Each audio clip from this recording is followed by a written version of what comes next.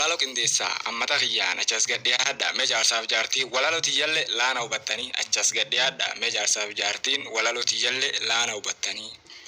Waa'ee dhufeejja dhageeffattooteen kabaja argadhaa warri haasoftanillee xiqqoo murreeffadhaa walaloon kee dheertuu barcuma gurradhaa gaaddisas marfadhaa barcuma gurradhaa gaaddisa dhiyaadhaa. Walaloo barnoota hundeef nama biiftuu jijjiirama dhalooti hundinuu barnootaan karaa maatiin nu barsiistes cufti galatooma maatiin nu barsiistellee cufti galatooma.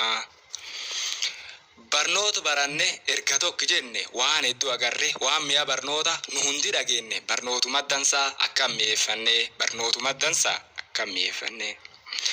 Xiyyaar balaliisuun erga baratanii barnootaan fagaachuu yoo xiyyeeffatanii doktoraaf injiinar waliin hin dhalatanii yaa hiree barnoota yoo obsi qabaatanii barnooti jabeen yoo itti xiyyeeffatanii barnooti jabeen yoo itti xiyyeeffatanii. Nu barnootaan malee duubatti hafne turre barnooti waan jabdu kunuula agarre osoo walii galle ilme barsiifanne qaata jijjiiramne osoo walii galle ilme barsiifanne qaata jijjiiramne.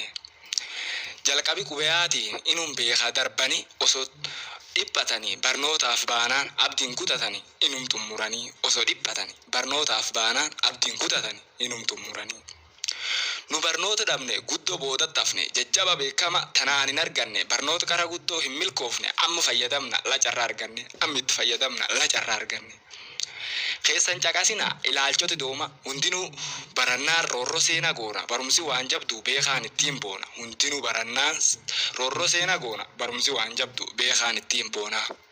Abboon hin baranne ayyoon hin baranne carraa cimaa kan qaraa hin arganne beekaa guddaa cufu qaraa suniif dhabne beekaa guddaa cufu qaraa suniif dhabne. Akaakun loon qabaaf abbaan osoo sobe abboollee loon dhaqqabeef yarsumatti hafe loon kaan oolaan fuunaan awwaan argadde dhabe sila akkam beekee namuuyyuu barate sila akkam beekee namuuyyuu barate. Barnooti hin badu barnooti hin shamu buhee hin caccabu akka yaada kiyyaan nama baratu akka yaada kiyyaatti nama baratu. Ilmaan barsiifadha karaa barsiifadha ittum dhiphadha tokko galmaan gaadha biraawuritisaa sammuu bal'ifadha biraawuritisaa sammuu bal'ifadha. Barnooti beekamaa umriin ilaalatu jaarsaaf jaartiin hundi yaa'ee baratu dargaggeessi hundi barreessee dubbisee hawa qayyabatu dargaggeessi hundi barreessee dubbisee hawa qayyabatu. Mirgaaf falmachuun barnoota qabaachuu harkaan barreessuun xaalayaa galfachuu hojii dhuunfaa fi karoora baafachuu cuftinu barannaan namaa hin dabsattu kun cufti barannaan namaa hin dabsattu. Mirgoo fi falmachuun barnoota qabaachuu harkaan barreessanii xaalayaa galfachuu hojii dhuunfaa fi karoora baafachuu cuftinu barannaan nama hin dabsattu. Doofummaan ni nafa barnoota barannaani barnooti waan jabaa yoo irratti hojjetan namu biyyi bulchuu nami biyyi bulchi sulleen barannaa barnootaaf guddaan kaayuu qabaannaani barnootaaf wanni guddoon kaayuu qabaannaani. Duri mirgi hin qabnu beennellee hin falmannu horii kenni jennaan gurri qabnee kennu birri kenni jennaan mana sarree kennu namaayyuun sodaanna woma hin dubbannu barnooti hin qabnu rakkoo bira hin qabnu barnootum hin qabne rakkoo bira hin qabnu. Warri baratanii nurra fagaatanii Ameerikaan faati Chaayinooti faati abbumatti hojjeta makiinaaf saati kun hundinuu waan raajii abbumatti hojjeta makiinaaf saati.